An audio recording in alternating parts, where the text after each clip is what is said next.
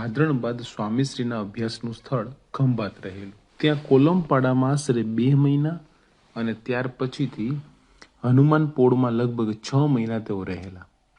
અહીં અક્ષર જીવનદાસ, પુરુષોત્તમાનંદ બ્રહ્મચારી અને સંપ્રદાયની અન્ય એક શાખામાંથી આવેલા નિરંમુક્તદાસ સહઅધ્યાયી તરીકે હતા. તે સમયે ખંભાતમાં રહેતા માસ્તર ખોડાભાઈ અને ધનેશ્વર મહારાજને શાસ્ત્રીજી મહારાજે સંતોને કૌમુદી ભણાવવા આવનાર પંડિત ભાઈનારાયણ શાસ્ત્રીનો માસિક 10 રૂપિયા પગાર ચૂકવવાની સેવા સોંપેલી અને અભ્યાસ્યુ મંડળને કહેલું, શાસ્ત્રીના પગારની ગોઠવણ કરી દીધી છે, જમવાનો ખર્ચ તમારી મેળે ઊભો કરવાનો, જોડી માંગી લાવજો. આમ ભાદરણ જેવી જ વ્યવસ્થા શાસ્ત્રીજી મહારાજે અહીં ગોઠવી દીધી. પણ ભણાવનાર શાસ્ત્રી અને ભણનાર સહઅધ્યાયીની દ્રષ્ટિએ ભાદરણ કરતાં ખંભાતમાં વાતાવરણ થોડું જુદું હતું. નવા સહાધ્યાયી તરીકે જે નિરંજન મુક્તદાસ જોડાયેલા તે ભાદરણમાં ભણતા હરિસ્વરૂપદાસના જ ગોત્રના હતા. બલકે તેમનાથી 4 વેદ ચઢે તેવા. તેમની પણ રજોગુણી ટાપટીપ ઘણી. તે જમાનામાં મોંઘી દાટ ફેશનેબલ ફ્રેમના ગોગલ્સ પહેરતા. જોડી માંગવા જાય જ નહીં. કહે, ભીખ માંગવામાં મારી શોભા નહીં. જો પરાણે લઈ જાય તો ત્યાં જઈને નારાયણ હરે એમ આહલેખ બોલે જ નહીં. ઠૂઠાની જેમ ઊભા રહે. તેથી સ્વામીશ્રીને જ આહલેખ બોલવાની થાય અને ઝીલવાની પણ ખરી. આમ દેવડું બોલવું પડે. જોડી માંગવામાં આવા આળસુના પીર અને સહઅધ્યાયી પાછા જમવામાં મોટા મીર. ખાવા પીવામાં બધી રીતે કકડાટ કરી રાખે. જમવામાં પ્રવાહી જેવું કંઈક હોવું જોઈએ, એટલે કે દાળ ભાત કઢી જેવું. એમ ફરમાઈશો મૂકતા ફરે. સૌ માટે રસોઈ કરનાર બ્રહ્મચારીને પણ ભણવાનું તો હોય. તેથી તે કહે, તમે મને સામગ્રી તૈયાર કરીને આપો તો હું રસોઈ કરું.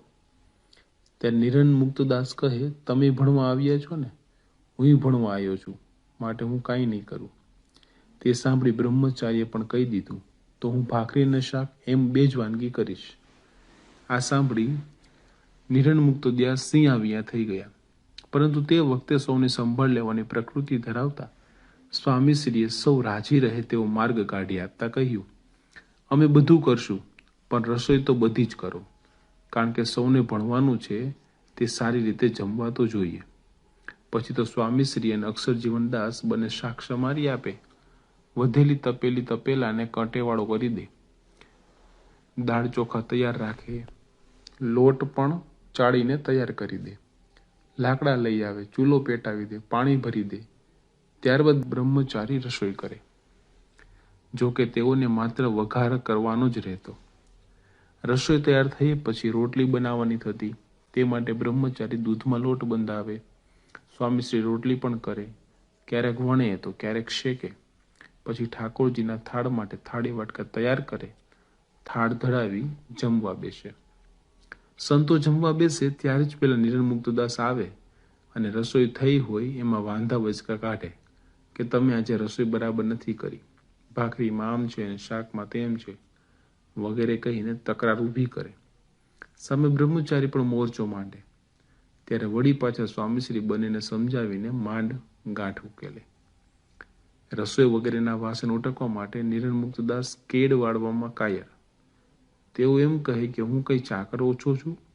ત્યારે સ્વામીશ્રી તેમને સમજાવે કે આપણે સેવાના ભાગ પાડી દઈએ. દાળ ચોખાનું અમે કરીએ તો તમે વાસણ ઉટકો અને પાણી ભરી લાવો. પણ એ સાધુ તેમાંય નન્નૈયો ભણે. તે વખતે પીવા માટે વરસાદનું પાણી ટાંકામાં ભરી રાખતા. વાસણ વગેરે ધોવા માટે બહારથી પાણી ભરી લાવતા. તે પાણી રાત્રે ભરી લેવાનું રહેતું, કારણ કે દિવસે તો મહિલાઓ પણ પાણી ભરવા આવતા જતા હોય, એટલે મર્યાદા રહે નહીં. સ્વામીશ્રી પાણીની આ વ્યવસ્થા પણ કરી લેતા. જોડી માંગવા ખંભાત ઉપરાંત સ્વામીશ્રી નાર અને તારાપુર સુધી પણ જતા. 15 દિવસે એકવાર એકાદશીએ જોડી માંગવા જાય. દ્વાદશીનું પુણ્ય મળે એવા આશયથી સૌ અનાજ લોટ તેલ ઘી આપે. નાર અને તારાપુરમાં જોડી માંગે ત્યારે જ જે સીધું સામગ્રી એકઠી થાય તે ત્યાં જ મંદિરમાં મૂકી રાખે. પછી હરિભક્તો સગવડ થાય તેમ તેને ખંભાત પહોંચતી કરે. તે સમયે ખંભાતમાં રસિકભાઈ ઝવેરી નામના સદગૃહસ્થ રહેતા. તેઓ સત્સંગી નહીં, પણ ગુણભાવી. છતાં સ્વામીશ્રી વિશે એવો ભાવ કે રોજ સાંજે જરૂરિયાત વિશે પૂછવા આવે, જે જોઈએ તે લાવી આપે. આમ જોડી પર અભ્યાસના અધ્યાયો લખાતા હતા. સ્વામીશ્રીને અભ્યાસની સાથે સાથે ઉપર જણાવ્યા તેવા 100 વાના સાચવવાના થતા, પણ સતાવધાનીની જેમ બધું થાણે પાડતા જતા. અસુવિધાઓની વચ્ચે ધાર્યા નિશાન પાર પાડવાની આગવી કુને તેઓને જન્મજાત વરેલી હતી. તેથી તેઓએ ખંભાતના અભ્યાસ દરમિયાન સૌ પર નોખી ભાત પાડી. અહીં ગામમાં આવેલા મંદિરમાં ભાલના ભગવાન તરીકે ઓળખાતા માયાતીતાનંદજી રહેતા. સ્વામીશ્રી તેઓના દર્શને પણ અવારનવાર જતા. માયાતીતાનંદજી પણ સ્વામીશ્રીને પ્રેમથી બોલાવતા.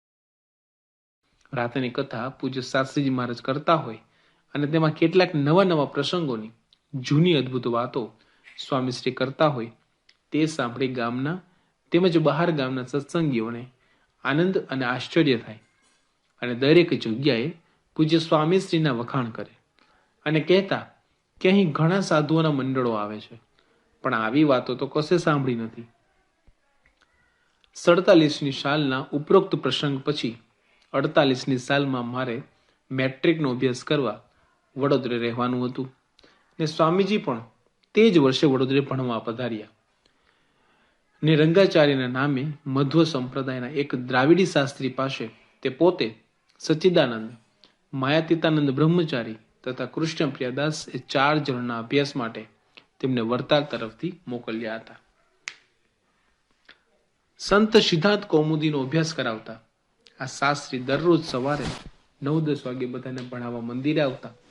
જોકે તે વખતે મારી અવસ્થા તો 17-18 વર્ષની હતી. સત્સંગનો જાજો પ્રસંગ ન હતો તથા પૂરી સમજણ પણ નહોતી. અંગ્રેજી ભાષા કરું એટલે વડોદરા રહેવાનું થાય. ત્યાં વીસીમાં જમવું પડે. મંદિરથી દૂર શહેરમાં રહેવાનું હોય. કોઈ સાધુ પાસે બેસી સત્સંગની વાત કરી સમજ પાડે નહીં. બાકી બ્રાહ્મણ એટલે બ્રહ્મચારીનો સહવાસ વધારે થાય. કોઈ વખત ત્યાં ખાવા પીવાનું ને જમવાનું બ્રહ્મચારી તરફથી આમંત્રણ મળે. વળી છાસ અથાણું પણ વખતો વખત આપે અને તેઓ દેવના પૂજારી એટલે નિવૃત્તિ લાવી વચનામૃત કે શાસ્ત્રોની સમજ ક્યાંકથી લાવી આપણને સમજ પાડે. આ અનિવાર્ય સંજોગોને લઈને સત્સંગ એ સી વસ્તુ છે તે તેનો કેવો ને કેટલો મહિમા છે તે કોણ બતાવે. પરંતુ પૂર્વના પુણ્યના પ્રસંગે સત્સંગીને સારા કુટુંબમાં જન્મ થયેલો, જેથી સંસ્કારને મુમુક્ષુપણું મૂળથી જ શરીરમાં વર્તતું હોવાના અંગે ક્યાં વચનામૃતમાં અમુક વાત છે તે જાણવાની જિજ્ઞાસા હતી. તેથી સ્વામીજી ડભોઈ રહ્યા. તે દરમિયાન આવી કેટલીક વાતો વચનામૃતની પૂછતા તેઓ રફતે રફતે પ્રસંગો કાઢી બતાવતા. તેથી સ્વામીજી સાથે હેત તો અસાધારણ થયું ને સ્વામીજીએ પણ વૃત્તિ દ્વારે ઈંડા સેવાય તે મારા ઉપર પૂર્ણ રાજીપો અને અંતરનો આશીર્વાદ ઉતાર્યો. તેથી દરરોજ સાંજની આરતીના પ્રસંગથી મને તેમના દર્શન થતા, ઉપદેશનો લાભ મળતો. આ દરમિયાન તેઓ શ્રીએ ભગતજી મહારાજનો સંપૂર્ણ જીવન પ્રસંગ કહી બતાવ્યો. મારી સાથે મારા એક મિત્ર કારવણ ગામના મણિશંકર પાઠક નામે હતા. તે રોજ મંદિરમાં દર્શન કરવા આવતા. તેમને પણ સ્વામીશ્રીએ પોતાની દ્રષ્ટિમાં લીધા ને તેમણે પણ ભગતજી મહારાજની સ્થિતિ સુધીનું એટલે સંવત 1920 સુધીનું જીવન ચરિત્ર કહ્યું અને ભગતજીના મહિમાની વાતો કરી. અને ભગતજીનું જીવન ચરિત્ર સ્વામીજીએ તેમને પણ કહી બતાવ્યું. એટલું જ નહીં, પણ તેને ઝીણા અક્ષરે અને પાતળા કાગળો પર 20ની સાલમાં ભગતજીને સ્વામીએ સ્થિતિ કરાવેલી ત્યાં સુધીનું તેને કૃપા કરીને દરરોજ વાંચવા સમજવા લાવી આપ્યું.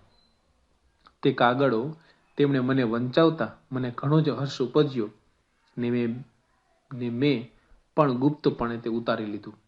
તેમજ મારે એક પ્રસંગે ઠાસરે જવાનું થયેલું ને ત્યાંના કેટલાક વણિક વિદ્યાર્થીઓ સત્સંગીના છોકરાઓ મારી સાથે વડોદરે ભણતા.